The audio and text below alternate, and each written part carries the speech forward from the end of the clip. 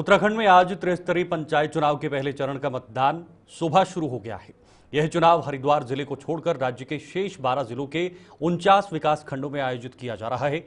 सुबह 8 बजे से शुरू हुए मतदान की प्रक्रिया शाम 5 बजे तक चलेगी और इस दौरान 26 लाख से अधिक मतदाता 17,829 प्रत्याशियों के भाग्य को फैसला करेंगे। राज्य निर्वाचन आयोग के अनुसार पहले चरण में 17,829 प्रत्याशी चुनावी मैदान में। इनमें ग्राम पंचायत सदस्य के 948 पदों के लिए 2,247 प्रत्याशी और ग्राम प्रधान के 3,393 पदों के लिए उम्मीदवार अपनी किस्मत आजमा रहे हैं। इसके अलावा क्षेत्र पंचायत और जिला पंचायत सदस्यों के पदों के लिए भी मतदान हो रहा है। त्रिस्तरीय पंचायत चुनाव प्रथम चरण के मतदान में बुजुर्ग, विकलांग और सभी मतदाता मतदान करने के लिए पोलिंग बूथों पर सुबह से ही पहुंच रहे हैं और मतदान कर रहे हैं। मतदान केंद्रों पर सुबह से ही लंबी लाइनें लगी हुई हैं, लेकिन फिर भी मतदान जो है वो करने के लिए लाइन में लगे हुए हैं। बुजुर्ग और विकलांगों के लिए सुविधा हुई है ताकि वे पहले मतदान कर सकें। पुलिस प्रशासन भी पूरी तरह से पोलिंग बूथों पर मुस्तैद है। निर्वाचन आयोजन के मुताबिक दोपहर 12 बजे तक राज्य में 27% मतदान हो चुका है। पिछले चुनाव में कहां कितना मतदान हुआ ये आपको समझाएंगे, इससे आप अंदाजा लगा सकते हैं। उधम सिंह नगर में 84.26% मतदान हुआ था पिछले चुनाव जब हुए थे। इससे एक ग्राफ आपके मन में आएगा कि पिछले चुनाव के मुकाबले इस बार कितना मतदान हुआ है। उत्तरकाशी में 78.43% मतदान जो है वो रिकॉर्ड किया गया है। पिछले बार जब ये चुनाव हुए थे अल्मोड़ा में 60.04% मतदान हुआ था। ये अल्मोड़ा की बात। और इसके बाद चंपावत की बात करें जहां पर 67.82% मतदान जो है वो पिछली बार हुआ था। नैनीताल में 75.07% मतदान दर्ज किया गया था। पिथौरागढ़ में 65.54% मतदान जो है वो हुआ था पंचायत चुनाव में पिछली बार। और बागेश्वर में 63.99 यानी कुल मिलाकर 64% मतदान जो है वहां पर रिकॉर्ड हुआ। चमोली की बात करें तो 65.65% मतदान जो है वो चमोली के अंदर पिछली बार के चुनाव में हुआ है। टिहरी में 61.19% मतदान रिकॉर्ड किया गया था पिछली बार। और इधर देहरादून की बात करें तो जहां पर 77.54% मतदान रिकॉर्ड किया गया था। पौड़ी में 61.79% मतदान जो है वो दर्ज किया गया था। रुद्रप्रयाग में 62.98% जो है वो मतदान पिछली बार के चुनाव में हुआ था। तो कुल मिलाकर अभी दोपहर के 3 बज चुके हैं और 3 बजे तक कितने मतदान हुए हैं ये तमाम चीजें भी जानेंगे। और इस तमाम खबरों पर हमारे साथ राजकुमार जुड़े हुए हैं, हमारे सहयोगी हैं, और उनसे जानने की कोशिश करेंगे क्या कुछ इस वक्त वहां पर चल रहा है और कितने प्रतिशत मतदान अभी तक हो चुके हैं। राजकुमार जी वरिष्ठ पत्रकार हमारे साथ ज्वाइन हुए हैं, फोन लाइन पर हैं। राजकुमार जी, क्या अपडेट है? 3 बजे का समय हो चुका है, कितना मतदान अभी तक हुआ? और जरा ये भी अपडेट बताइएगा, क्या सुबह से शांतिपूर्ण तरीके से मतदान हो रहे हैं? बिल्कुल शीतल, देखिए जो मतदान है वो त्रिस्तरीय पंचायत चुनाव को लेकर सुबह 8 बजे से लेकर 5 बजे तक जो है मतदान होना है। और जिसको लेकर के तमाम जो तैयारियां हैं राज्य निर्वाचन आयोग की तरफ से वो पूरी कर ली गई है। और कहीं पर देखिए महत्वपूर्ण बात ये भी है कि कहीं पर धूप है चटकती हुई, तो कहीं पर जो है लगातार बारिश हो रही है। और बारिश में या धूप में मतदाता जो है कतारें जो है वो लगाए खड़ा हुआ है मतदान केंद्र में और अपनी वोटिंग की प्रतीक्षा कर रहा है। देखिए अब तक की बात करें तो सुबह जो पहला चरण का यानी कि जो पहला अपडेट जो है 10 बजे का आया, तो उसमें 11.72% जो है मतदान प्रदेश में पूरा ओवरऑल हो चुका था। उसके अलावा अभी जो लास्ट अपडेट आई है वो 12 बजे तक की आई है, जिसमें 27% जो है शीतल अभी तक मतदान हो चुका है। यानी कि अब जो अपडेट है वो कुछ ही देर बाद आएगी और जल्द ही अपने दर्शकों को हम बताने की कोशिश करेंगे कि ये मतदान की जो संख्या है, प्रतिशत की संख्या जो है वो कितनी बढ़ चुकी है। लेकिन फिलहाल 5 बजे तक मतदान लगातार हो रहा है और तमाम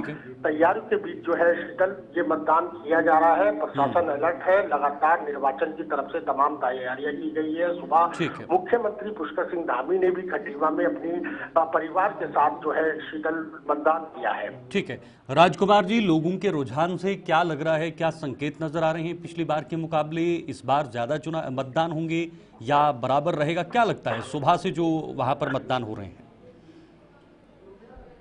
बिल्कुल शीतल, ये महत्वपूर्ण सवाल है और सवाल इस बात को लेकर के भी है क्योंकि बड़ी सरकार यानी कि चुनने का जो मौका होता है वो इसी त्रिस्तरीय पंचायत चुनाव से निकल करके चलता है। यानी कि गांव की एक अपनी छोटी सरकार ये तय करती है जो आगामी 2027 के चुनाव होंगे उसमें किस तरफ जनता का रुख होगा। देखिए, अभी तक की बात करें तो तमाम जो राजनीतिक पार्टियां हैं, क्योंकि ये पार्टी सिंबल पर चुनाव नहीं लड़ा जाता, हालांकि जो प्रत्याशी हैं उनको समर्थन जो है तमाम जो राजनीतिक पार्टियां हैं, चाहे वो भाजपा हो, कांग्रेस हो या अन्य और भी दल हो, ये तमाम जो है तैयारियां ये अपना समर्थन देती हैं। लेकिन अब जो ये चुनाव में जितना भी ओवरऑल वोटिंग होगी और जो इसका परिणाम 31 जुलाई को आएगा तो वो ये साफ करेगा कि पहाड़ की जनता क्या सोच रही है और आगामी 2027 में पहाड़ की जनता को किस चीज को लेकर के विश्वास है, क्या उनकी मूलभूत सुविधाएं हैं जिनको वोट देकर के आज अपना मतदान जो है वो कर रही है। बिल्कुल राजकुमार जी, उत्तराखंड के लिए 3 टियर सिस्टम बहुत महत्व रखता है क्योंकि ज़्यादातर इलाके गांव के हैं, ज़्यादातर इलाके पहाड़ी में हैं, रूरल एरियाज हैं, इसलिए पंचायती चुनाव बहुत ज़्यादा महत्वपूर्ण है। वैसे तो ये जो चुनाव होते हैं ये स्थानीय मुद्दों पर होते हैं, लेकिन क्या ये चुनाव सरकार के वर्तमान में जो कामकाज हो रहे हैं उनकी एक दिशा और दशा भी तय करने वाला है? बिल्कुल शीतल, देखिए ये इसमें कोई दो राय नहीं है क्योंकि देखिए छोटी सरकार ही आगे इसका चुनाव इस चीज का फैसला लेती है कि आगे क्या परिस्थिति रहेंगी, कौन उनके क्षेत्र में कितना काम कर रहा है। जो प्रत्याशी आज की डेट में 17,829 प्रत्याशी इस समय मैदान में उतरे हुए हैं और 26 लाख से ज्यादा जो मतदाता है वो इनके भाग्य का फैसला आज लड़ रहे हैं। तो आप इस चीज से अंदाजा लगाइए शीतल की आगे की जो रणनीति है या आगे की जो जनता से किए इन प्रत्याशियों के वादे हैं वो कितने ये खरे उतरते हैं जीतने के जनता को किस तरीके से आगे देखती है। क्योंकि पहाड़ की जो समस्याएं हैं वो पहाड़ जैसी जटिल है शीतल, क्योंकि कहीं पर रोड कनेक्टिविटी नहीं है, कहीं बिजली नहीं है, कहीं पानी नहीं है, कहीं सड़क नहीं है। तो ये तमाम ऐसी शिक्षा चिकित्सा को लेकर के ये मतदान हो रहा है। जो ग्रामीण क्षेत्र है वहां पर ग्रामीण जो है बड़ी तादाद में जो है मतदान केंद्र पर पहुंच रहे हैं और अपनी सरकार का फैसला आज करेंगे। और इस सरकार का फैसला का जो निर्णय है यानी कि अभी एक दूसरा चरण का चुनाव भी जो है वो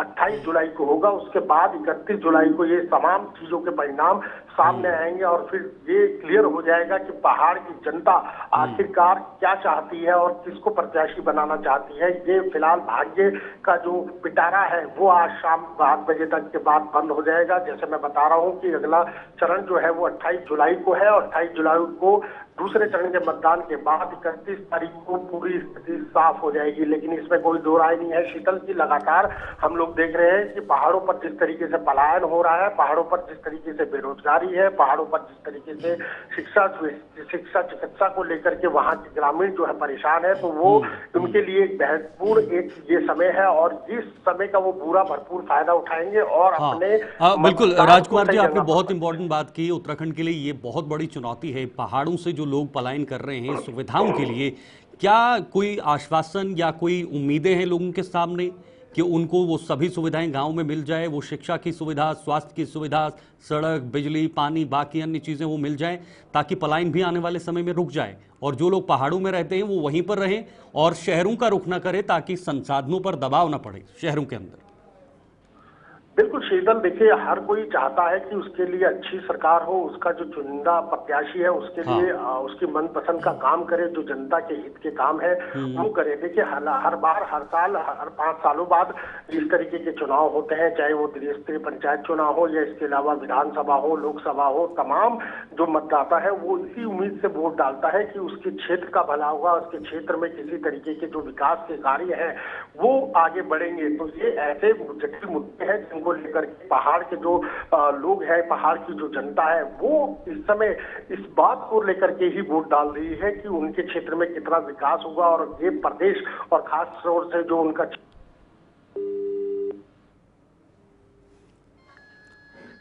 चलिए फिलहाल ये संपर्क जो है वो कट चुका है। राजकुमार जी वरिष्ठ पत्रकार हमारे साथ ज्वाइन हुए थे।